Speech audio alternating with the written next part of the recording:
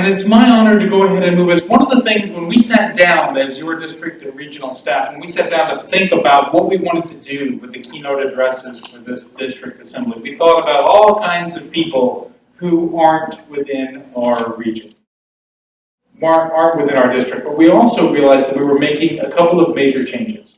And one of those changes was bringing back 2 former Joseph Priestley District staff members that had joined the regional staff, bringing them fully into serving as primary contacts within our congregations. So who is in a congregation in the greater Washington, D.C. area? Raise your hand.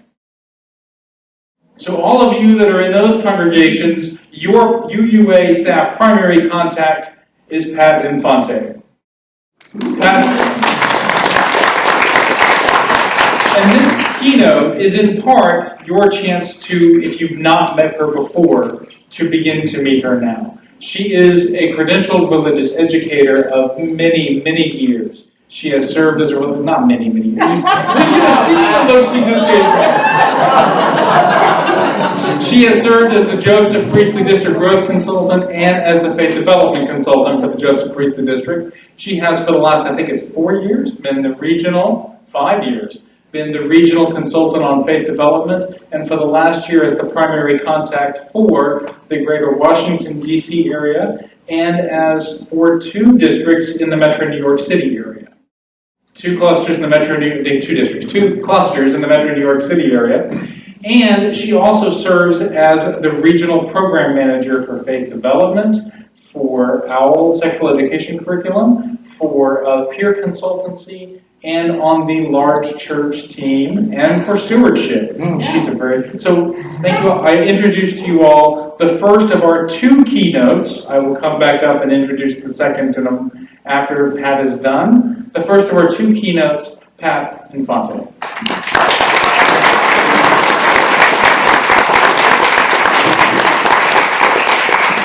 Thank you. Thank you, David, and thank you, Eric, and friends from the sanctuary for that fabulous worship. I'll settle here. I think I'll turn it right side up. What do you think? Hi, Tricia. I'm so glad to be here tonight. I need to get my papers in front of me. Let me know if you can hear me. I hope you all brought your slippers and everything, because we're gonna have a pajama party and be here all night long. Because we're already a few minutes behind. I'm doing a keynote, and I think I have at least an hour, and then Mark is following me. And then we have a workshop, and then we have a reception. So here we go. I'm going to try and shorten things up. So William Ellery Channing said, in a word, the great end to religious instruction is to awaken the soul to excite and cherish spiritual life. I'm not sure that most people who walk through our doors for the first time recognize that that's the work that they're there to do. I want to start with a short video, very short. Click twice. And it comes from our friends at Middle Collegiate Church in Lower Manhattan. And it's a short clip. Go online, YouTube, look up the rest of it. It's a fabulous song by Titus Burgess. One more.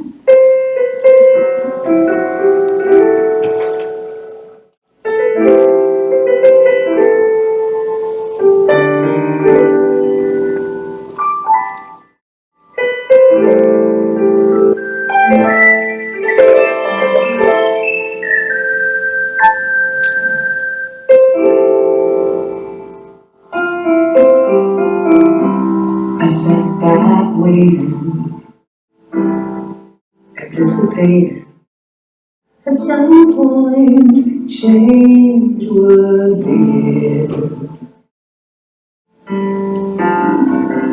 Then it hit me, I was what was missing.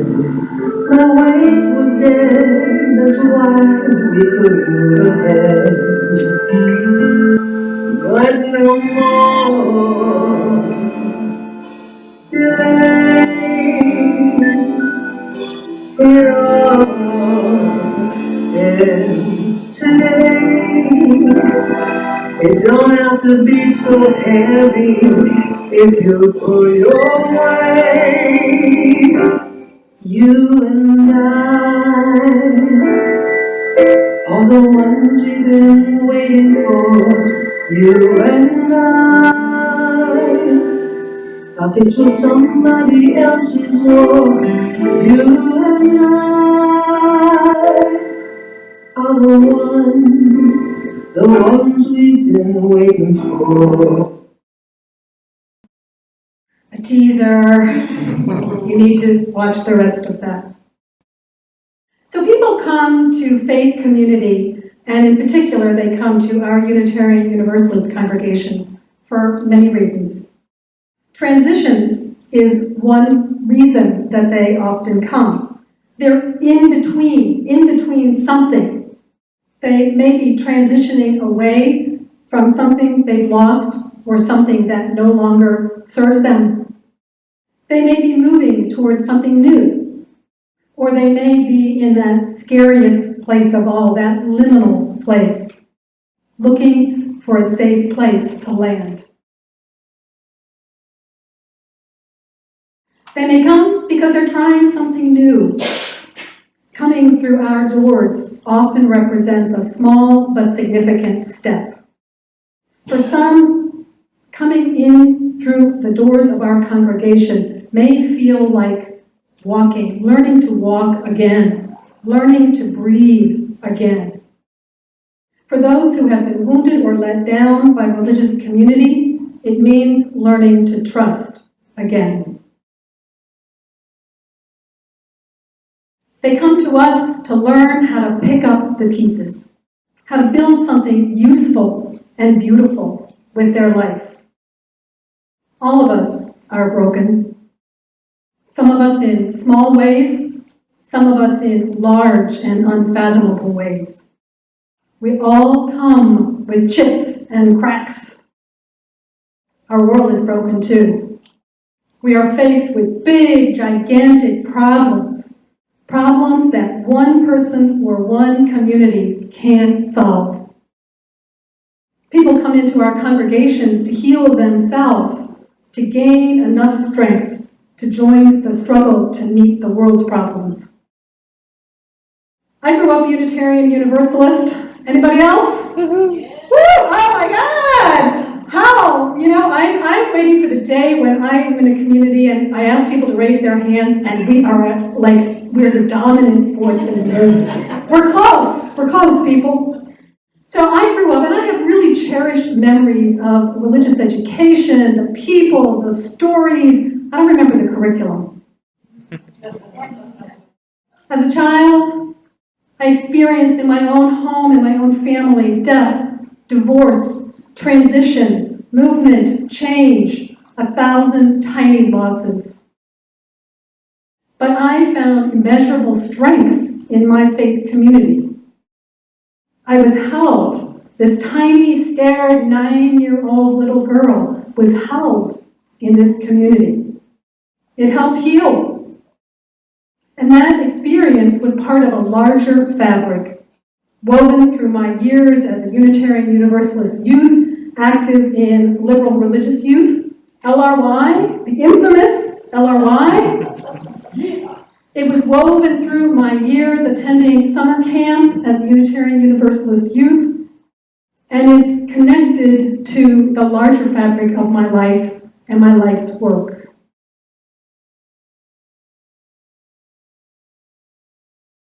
We're all connected. I just read a blog post. Did any of you see this about how we're all cousins? Go to my Facebook page. I shared it. It's really interesting. You know, you only have to go up about 3 or 4 generations where there are just like thousands of people that you are cousins with. So we're all connected in this great tree of human life. The tree is large, it's got limbs, it's got branches, it's got dead spots, it's got leaves, it's got roots. It provides shelter, it provides sustenance and a sense of place and history. Much like religious community, it exudes strength.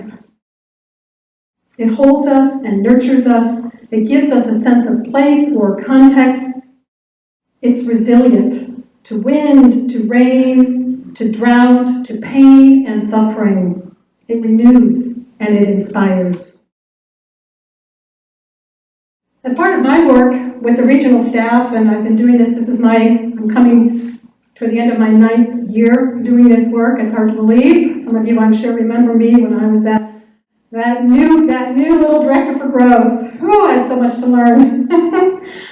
But I've visited so many congregations in this district and in this region.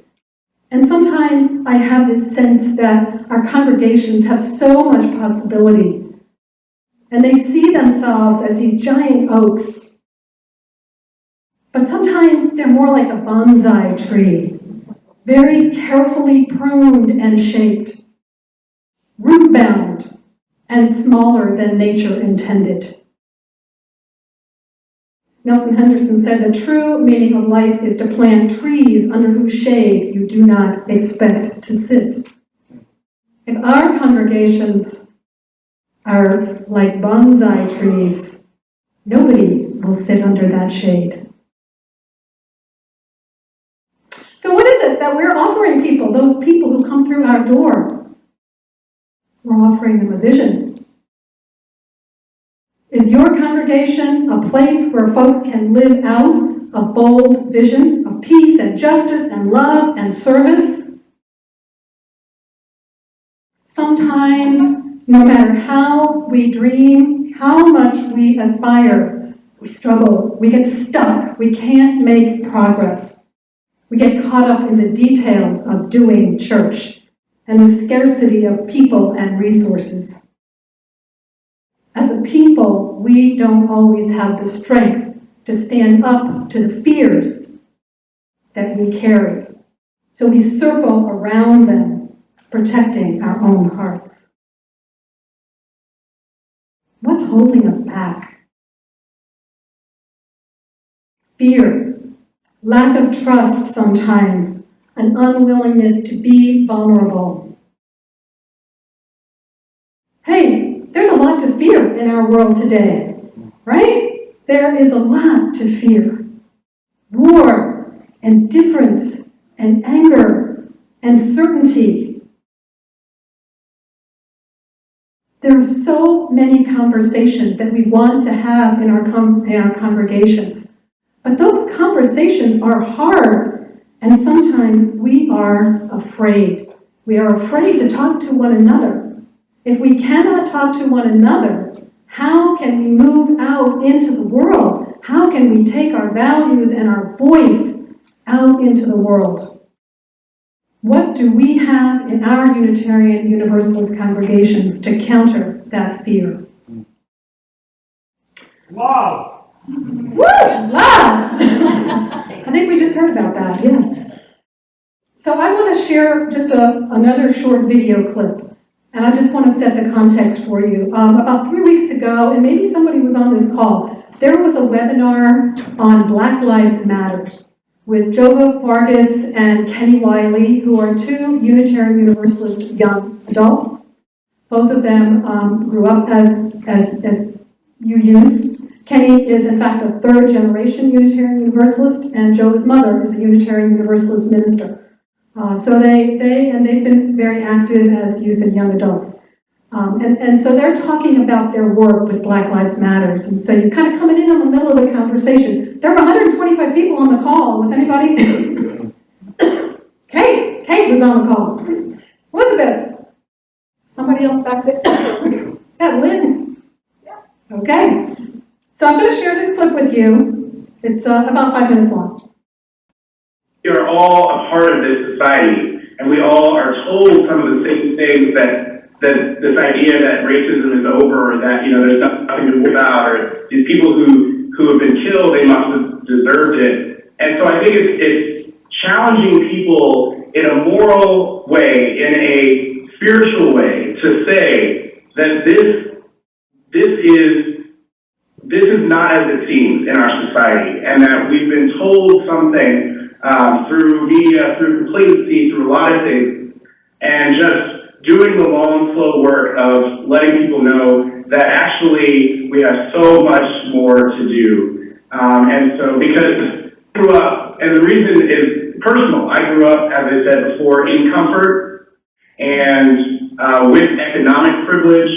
And so, you know, even my family, there's a feeling for some of them that racism isn't a big deal anymore.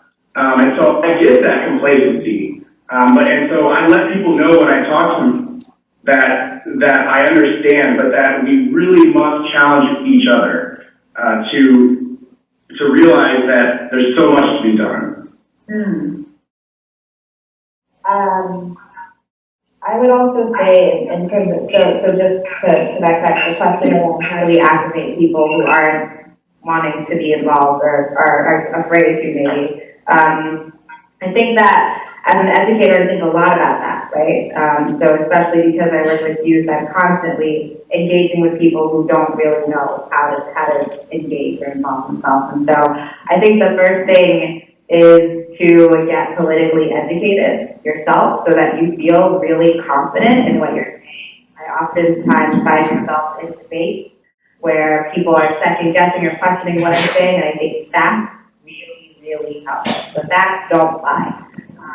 So really being able to identify, okay, if I know I'm going to a space where these people are career, maybe I have this loved one and I really want them to change their mind, have your facts ready, and then saying, okay, these are the facts, and how does this relate to your heart work? How does this relate to your soul work? What are the core values in your life that you think these facts and knowing all of these things sort of inherently touch upon, right? So if my core values that I believe everybody in the humanity of everybody, then I look at the facts of, okay, every 28 hours, that means that this person is being dehumanized, right? So bridging the facts with the spiritual simultaneously would really help people get activated. I also think there's a lot of work happening everywhere.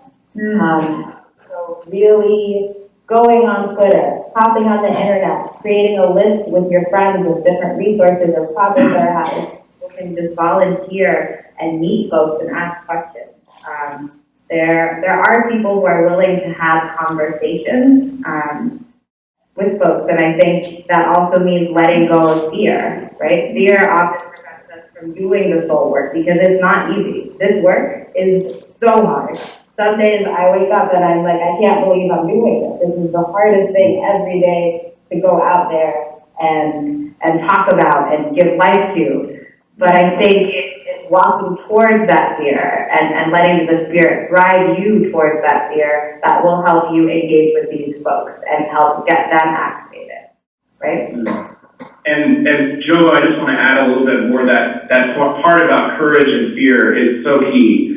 Especially, you know, I think about every time I post something on Facebook, every time I go to a rally or speak or listen, what I hear or what I feel within is immense fear and concern that, you know, that I knew were going to disagree with me. And I think for those who want to activate others, being in touch with your own fear, and just being like, this is scary work, like Jova said, and then just finding a way, whatever your spiritual leanings or practices are, find a way to lean through that, to fight through that, and in ways to use it and to be honest with other people that you're feeling it.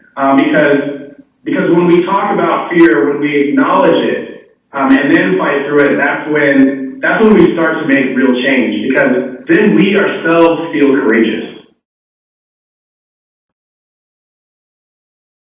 This work is hard.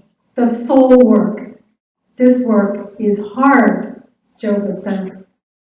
We have to lean into the fear and find the courage. Where can we find that strength? Where can we find the strength to do this work? In our congregations. We live in a culture that values knowing. We're locked in systems that resist ambiguity. Our congregations must be places where we let go of the certainty that is so much a part of every aspect of the national dialogue. Black and white, Republican, Democrat, rich, poor, educated, intellectually impoverished. We must be able to practice openness. We must learn to embrace ambiguity in a safe and welcoming place. Spiritual strength gives us the courage to say, I don't know, or teach me, I want to learn more. I want to learn from you. Or let's learn together and be willing to fail and begin again as many times as it takes. Sometimes in our congregations we ask deep and spiritually challenging questions and find that we don't like the answer. This sometimes emerges when a congregation involves in mission, vision, conversations, or when an issue comes along that leaders are called to respond publicly to. This is a profound test of faith and covenant.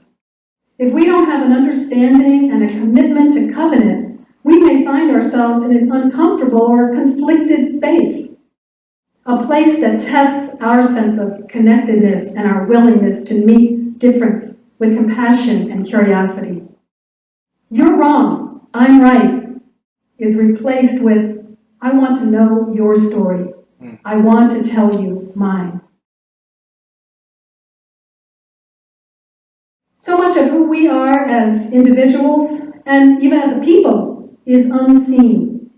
We want facts and we focus more on what is seen than what we cannot see. A sign of strength is a willingness to take it on faith. There's a huge unseen living network in the root system of a tree. Our need to bring everything to the surface and expose it to the light can weaken our congregation. Trusting leaders, both our professional leaders and our lay leaders, is essential to nourishing a spiritually strong congregation. Anybody go to the gym? Oh, we got a couple here, right? It's all about core strength these days, right? It's all about core. Strength comes from practice and conditioning, movement, and attention to our core values helps build strength.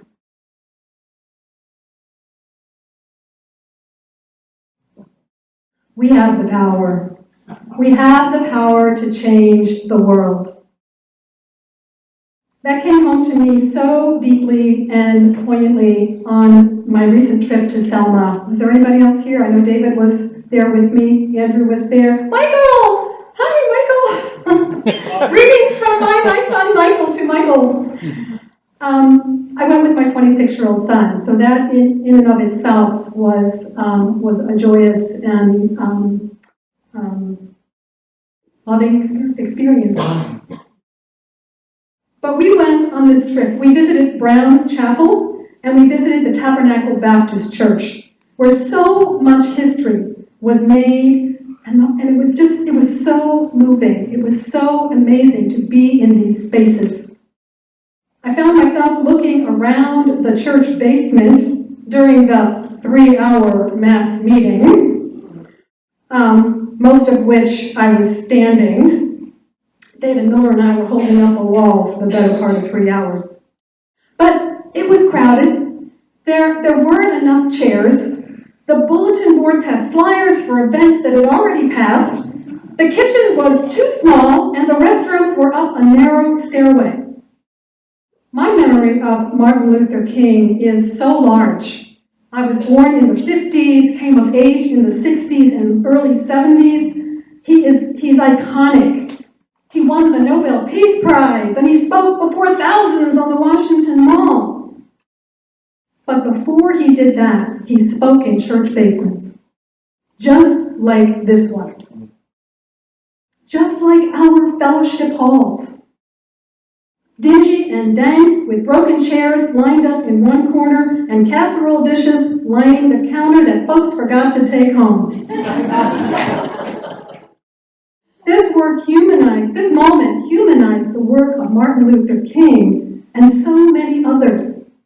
It reminded me of Jova and Kenny and our colleagues in Ferguson, in North Carolina, in Staten Island, and countless other places who are demonstrating faith in action, living their core values, our core values, my core values, coming from a place of strength, doing hard, soul-challenging work even when they're afraid. Martin Luther King said, take the first step in faith. You don't have to see the whole staircase. Just take the first step. Our gestures and our deeds don't have to be grand, but it must come from a place of inner strength. We have the power to change the world, but do we have the strength? So these are some of the characteristics of a spiritually strong congregation. And we're going to talk about these in the first workshop. So this is kind of a teaser. We must be committed to learning together. We must be able to be vulnerable, and there must be a covenant. It doesn't have to be written, it doesn't have to be cross-stitched. It has to be known and felt. But it has to hold us, it has to hold that space for our vulnerability. We have to trust our leaders. We need to be curious about ourselves, about our neighbors, about the world, about our planet. We need to be open to what we can see and touch and know, and what we cannot see. We need to engage with difference, respectfully, honestly, maybe with fear, but courageously. And we need to be resilient. Spiritual strength is nurtured best when we learn together. When we take turns being teacher and students, and when we recognize that everyone has something to teach us, we deepen our understanding of the world around us and grow our capacity for compassion and transformation. I'm the Faith Development Program Manager, and I'm going to tell you, learning together, quite simply, is not optional in our congregations. That is the work of our congregational life. We are the ones that we've been waiting for. We build spiritual strength by taking leaps of faith together. Doing bold and courageous work is less scary when we're in the company of people who share our values and lend us strength where we are weak. Sometimes courage is simply the willingness to be afraid and act anyway. Kenny talked so movingly about complacency. It's like a fungus that grows on our backs. We talk a lot about mission, passion, and a sense of call, but how often does fear get in our way? Spiritually strong congregations can discern that call together. They find their ministry in the world and take bold and courageous action. 1 Corinthians, be on your guard, stand firm in your faith, be courageous, be strong.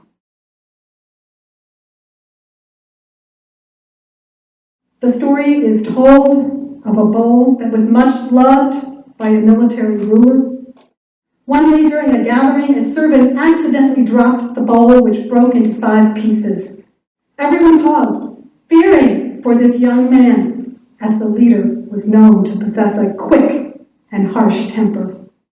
Then one of the guests improvised a poem, provoking laughter and restoring the leader to good spirits. The story goes on to say that instead of the break diminishing the bowl's appeal, a new sense of its vitality and resilience raised appreciation to even greater heights.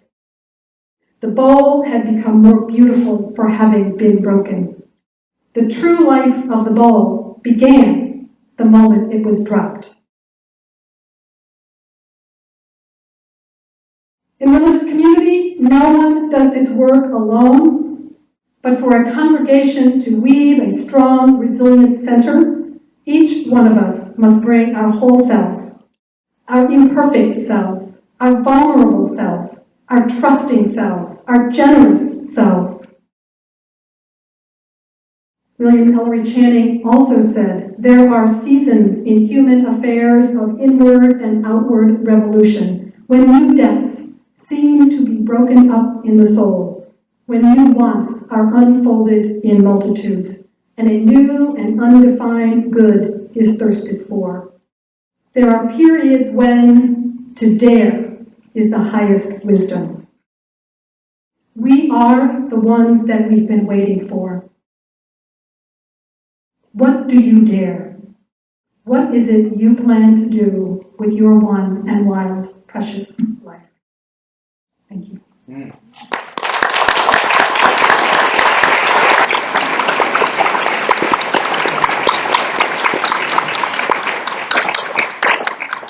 Okay, thank you. So we're, like I said, we're going to be here all night long. Well, I'm going to be up all night because I've got to do 3 workshops.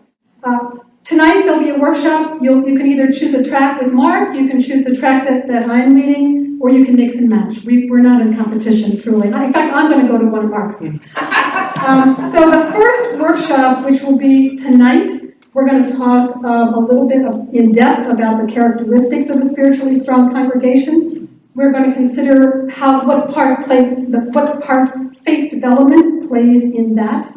And we're going to think a little bit about healthy leadership. Tomorrow, we are going to talk about covenant in a spiritually strong congregation. We're going to talk about some of the tools that we have, small group ministry. Super important, not optional, super important. We're going to talk about healthy communication skills in our congregation. And then finally, the third workshop, we're going to look at another tool, which is theme-based ministry. I know some of you folks are already doing that. It's a great tool for learning together. That's what we'll be doing tomorrow.